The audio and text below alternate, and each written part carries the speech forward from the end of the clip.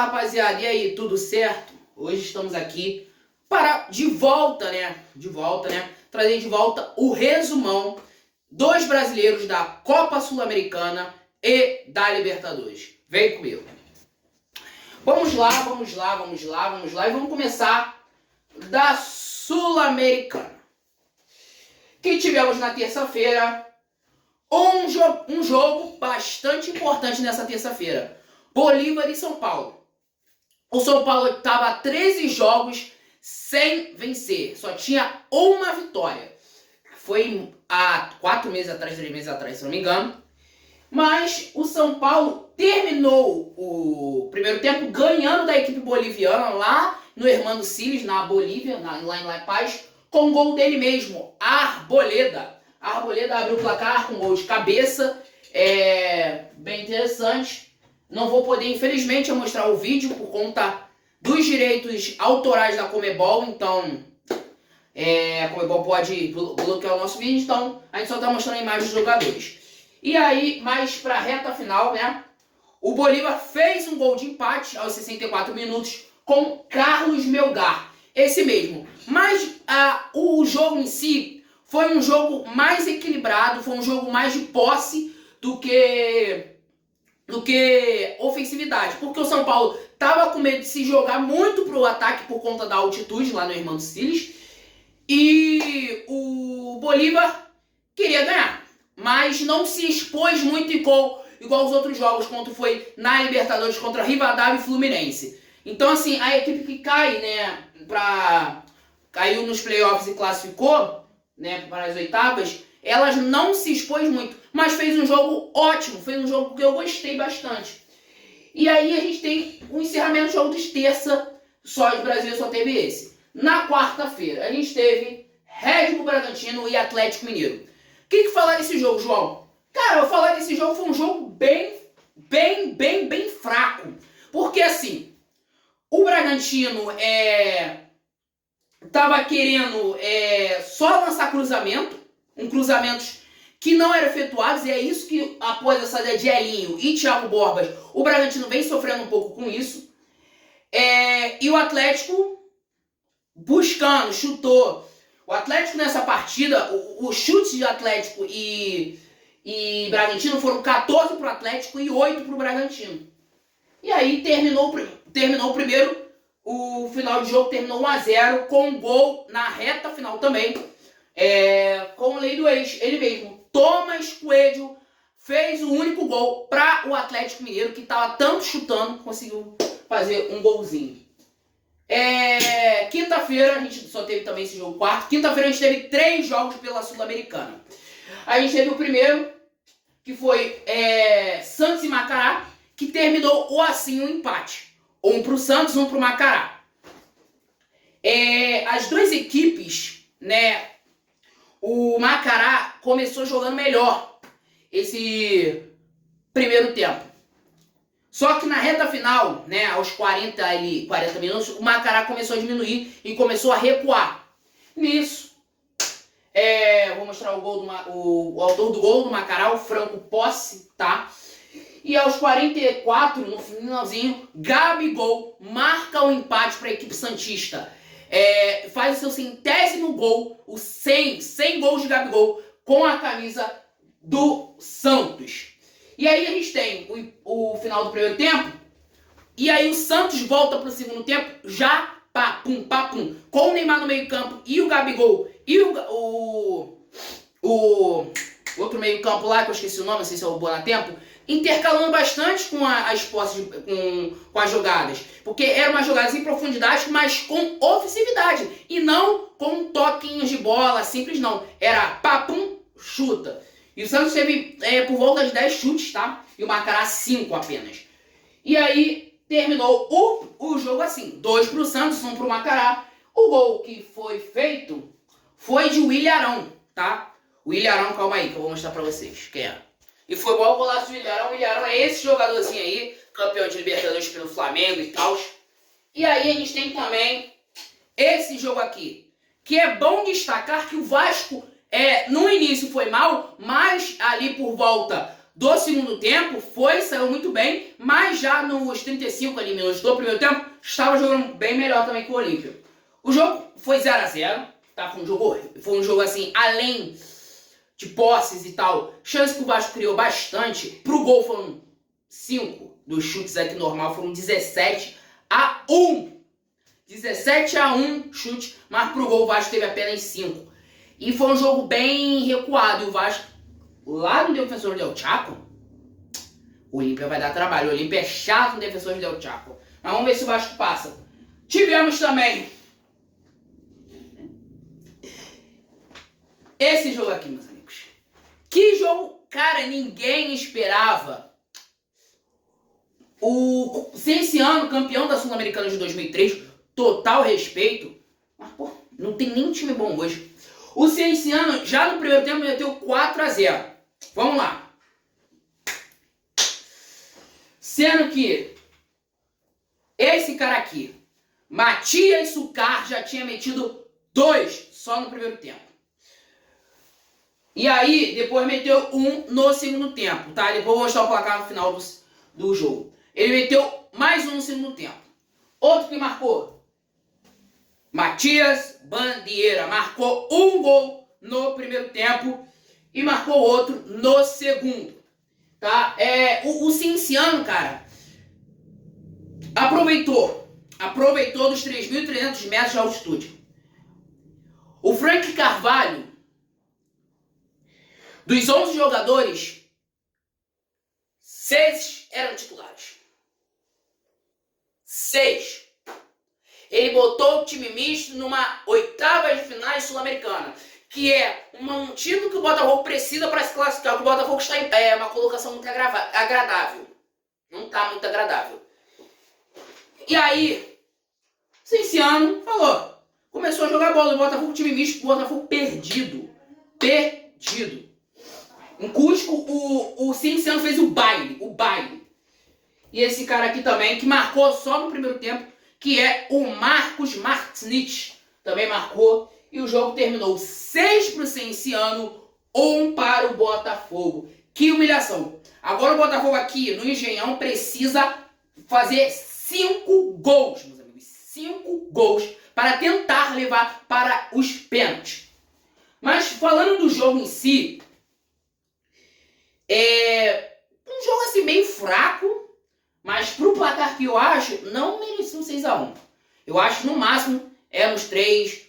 O Cienciano jogou melhor, muito melhor. Mas pra 6, eu vi assim, mano, tava ruim, mas o Cienciano conseguiu jogar. Propôs o Botafogo, aproveitou o perdido do Botafogo e a altitude de 3.300 para meter esse placar gigantesco. Calma aí. E o autor do único gol da equipe botafoguense foi ele, Matheus Martins.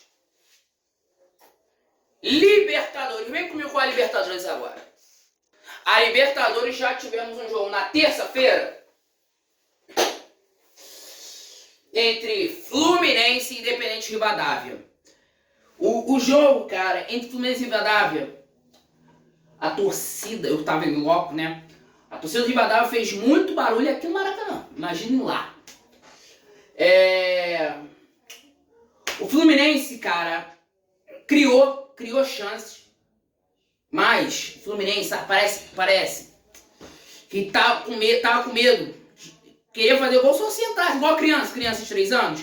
Que o pai vai tocar na bola pra criança e a criança vai tocar a bola na rede. O Fluminense queria fazer isso. O Fluminense não chutava. Aí a torcida chuta, começou a pedir a chutar, o Fluminense criou chance. Mas foi muito longe, o Hulk perdeu muito gol. Precisa melhorar aí muito.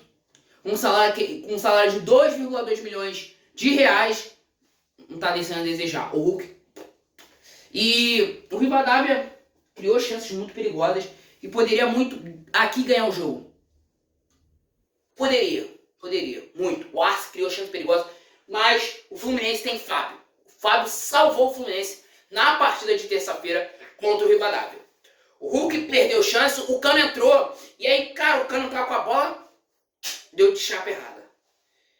O Savarino cruzou totalmente errado, o Savarino não sabe cruzar. E esse empate aí, em 0-0, Aí terminou 0x0, um jogo fraco, ruim mesmo, ruim com força, que ocasionou na demissão de Luiz Ubeldia, né, ontem, né, na quinta-feira às 7h40 da manhã. Vamos para quarta-feira, meus amigos. Quarta-feira a gente teve um outro jogo também. Tivemos 2 jogos, Palmeiras e Cerro Porteño, Cruzeiro e Flamengo. Mas vamos falar primeiro de Palmeiras e Cerro. Eu achei esse jogo entre Palmeiras e Cerro um jogo muito que já criou chances pro Cerro. O Cerro teve um gol anulado que, cara, pra mim não estava anulado. Se eu acho que, assim, apontaram que foi o desvio, né, do jogador que tava caído. Na hora que foi o chute, né, aí tava assim, foi um encontro, aí acabou desviando o jogador que tava caído. Mas eu acho que não merecia ser anulado o gol do Cerro.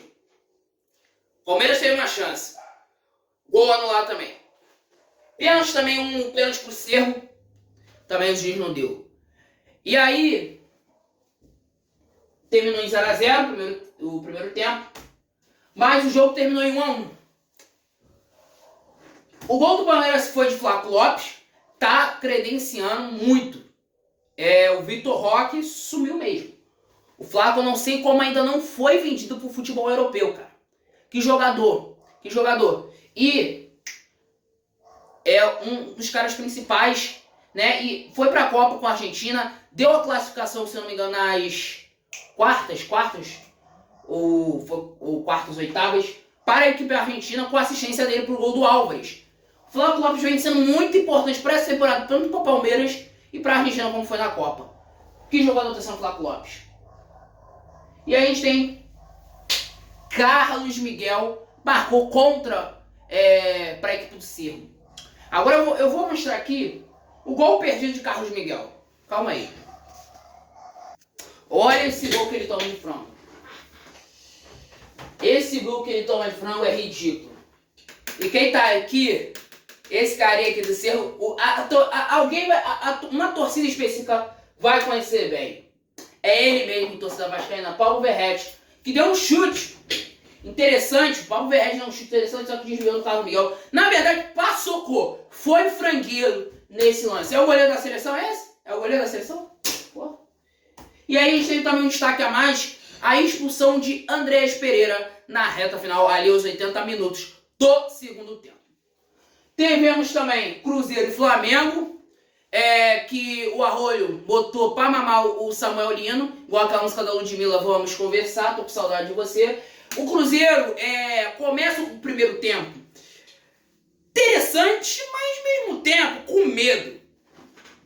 Mas o Flamengo, eu acho que o Flamengo taticamente começou a jogar com as substituições feitas. O Cruzeiro tava dominando, tava jogando bem melhor. Mas o Flamengo não tava mal não. O Flamengo tava batendo no parelho. O Pulgar deu um carrinho maravilhoso do Gerson, isso aí, obrigado Pulgar. Mas o Flamengo começou a reagir ali por volta do segundo tempo e na reta final. Sabe por quê? As substituições que entraram. Paquetá não merece ser reserva. Emerson Royal é ruim, mas jogou muito nesse jogo. Eu acho que a Libertadores sobe nos meus jogadores. Que partida fizeram Ayrton Lucas e Emerson Royal também. Que partida. O jogo terminou em 1x1. O Flamengo poderia ter marcado a virada. O Flamengo, com as substituições, reagiu melhor. E aí o Kenny Arroyo aí marcou os gols de 53 minutos do segundo tempo. Aquela música, vamos com ele mesmo. Deu o Samuel Lino ficou de bundinha no chão, é isso a verdade. E aí, ele mesmo, Lucas Paquetá, marcou na reta finalzinha do segundo tempo ali. E, cara, o Flamengo merecia, eu acho que é a vitória, na minha opinião. Porque o Flamengo começou a jogar com uma raça que eu nunca vi com as substituições. Jogou muito bem mesmo. E na quinta, também tivemos 2 jogos. Mirassol e LDU e Rosário e Corinthians. O jogo terminou em 1x1. Tá? Não tem aqui ainda para mostrar pra vocês. Mas o jogo terminou em 1x1. O Mirassol, após o gol, o Guanais, ele fala assim, vamos Se der para fazer, faz. Se não der, beleza. Mas vamos com o nosso ímpeto de fazer jogar. Então ele começou a falar para a sua equipe, né, a dominar mais o espaço e mandar bolas aéreas. Em um desses lances aqui, em bolas aéreas, ocasionou o gol da LDU. Eduardo marcou o gol pro Mirassol, Eduardo mesmo, ele mesmo, ex-Botafogo. E o gol da LDU foi marcado por Michael Estrada, tá? Esse jogador aí que vocês estão vendo na foto. E aí tivemos também Rosário Central e Corinthians fechando a noite. Um jogo, eu acho que foi... Teve chute mais interessante, mas o jogo em si foi mais fraco do Fluminense. E aí, um destaque para falar foi a expulsão de Alan para o Corinthians, 82 minutos do segundo tempo. Mas, tirando isso, o jogo foi ruim. Em chutes ao gol, o jogo do Corinthians foi melhor. Foi chutes interessantes. Agora, a partida toda em si foi horrível. Foi pior que a do Fluminense, por quê? Tivemos 3 paradas por conta de briga entre os jogadores do Rosário e Corinthians. 3 vezes. Mas é isso, minha rapaziada. Muito obrigado, tá? A logo do nosso canal aí, quem se inscrito, obrigado a todos. Obrigado, rapaziada. Esse é o resumo dos jogos de ida, tá? Jogos de ida. Semana que vem, sexta que vem, teremos dos jogos da volta e eu falarei aqui dos classificados, tá?